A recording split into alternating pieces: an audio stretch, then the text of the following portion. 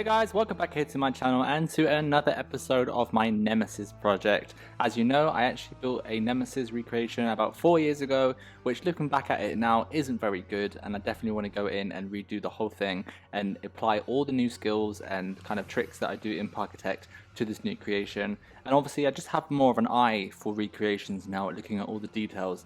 So that's something that I really want to do with this one. Before I get into today's episode though, don't forget to subscribe, click that button, and also give me a thumbs up if you're enjoying this series or the other videos on my channel. It really does help and I really do appreciate it.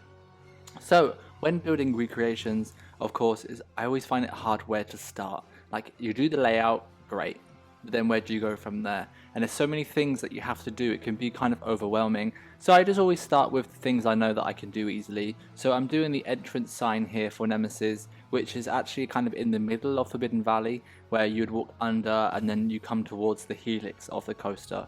So I've just done that using some of these really cool frame pieces from the Architect Toolbox mod. I've used a diagonal billboard there with a Nemesis logo, which is from the Resort Detect mod, and I basically just put those pieces together there, made it look like the real thing, or tried to make it look like the real thing. So that's one thing done. And then the other thing I wanted to do is the main entrance going into Nemesis and a little bit of the queue line. When I start looking at the map and the coaster in its current form, it is very overwhelming and I always think I'm never going to finish it. But I just keep building, keep plodding on, and eventually I do get there. But looking at all this right now, it kind of does scare me. Looking at those paths all unfinished and the terrain and everything. But we will get there, so just stick around, stick with me on this, and I will finish this project. So the queue line, there is an extended queue line as well, which I'm going to do at another time, not today. And right now I'm just doing the basic main queue and this entrance structure. So it's a really random entrance thing. It's just some random rusty poles with like a thing on top, like an antennae maybe. It's got some like boxes and dishes on it and stuff. So I'm just kind of looking at a picture, just placing down some shapes and pieces just to make it look like what it is. Doesn't necessarily have to be exactly the same as long as it resembles it. I like to get these recreations as accurate as possible, but obviously sometimes everything can't be as perfect as the real life thing, and you have to find alternatives and things that make it look like what it should. So it's, you know, it looks like the entrance, so it's okay. Definitely better than the first one I did on the other recreation that I did 4 years ago, so it's definitely a step forward in the right direction. The entrance signs there, again using some small billboards and some pictures that I've imported from Google. I actually found a couple pictures of some of the signs from Nemesis and I popped them into Procreate on the iPad and just kind of tidied them up and squared them off, ready to go into the game. So I have put them down, but I know they're not exactly correct, so I'm going to look at a walkthrough video on YouTube of the queue line and actually have a look where those signs actually should go. So I am going to kind of tidy up some of those details as well.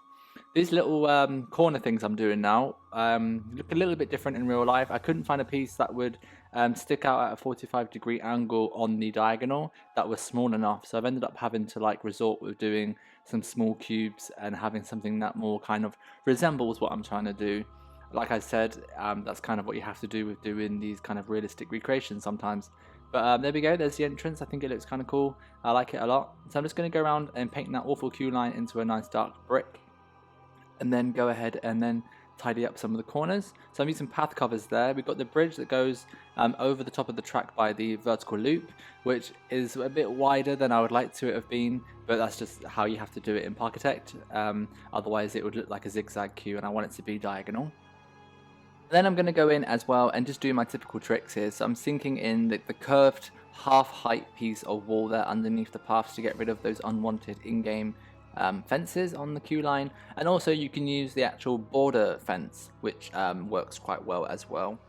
Of course, if you know Nemesis quite well, the monorail from the Alton Towers Resort does actually go over the top of it and alongside it, so it's quite iconic for me that the two tracks of the monorail go over the top of the helix, and it's really important for me to get that monorail track going over the top of the helix, because later on when I do some of the terrain work and some of the details, that will look just like the real thing. It's again looking for these key points in a ride that make it look that we all know it by, and then recreating that within the game. Obviously, when you do recreations in a game like this that is isometric and a bit more gridded, and you do have restrictions, of course, you have to look for these key features that make it look like what you're trying to do. Of course, we can't get it perfect. I can't get it perfect. I try my best to get it perfect or get it to look like what it should, but of course, there are these little imperfections here and there just because of how the game is and how you have to do things.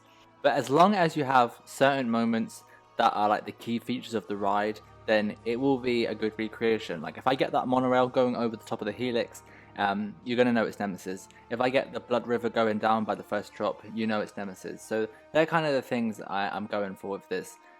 Today's episode is a bit of a random one. It is basically just kind of setting myself up for the rest of the build, getting some of the path in, getting some of the basic terrain in place, so I can kind of figure out what to do from there.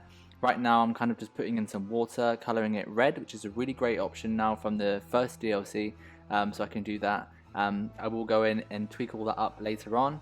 But yeah, now once I've got kind of the paths and the terrain kind of set out in a rough idea, I can go ahead and start doing more of the tidying up, cleaning, adding in the rock work, that sort of thing. So I am adding in rocks now. As you can see, they are all one color. I will go in later on and add different shades in, more grays, more kind of dark browns, lighter browns, and different shades of black and stuff to really break those up. But just for now, while I'm building, I just kind of do it all in one color just to save time. Then I'll go back in with the brush afterwards.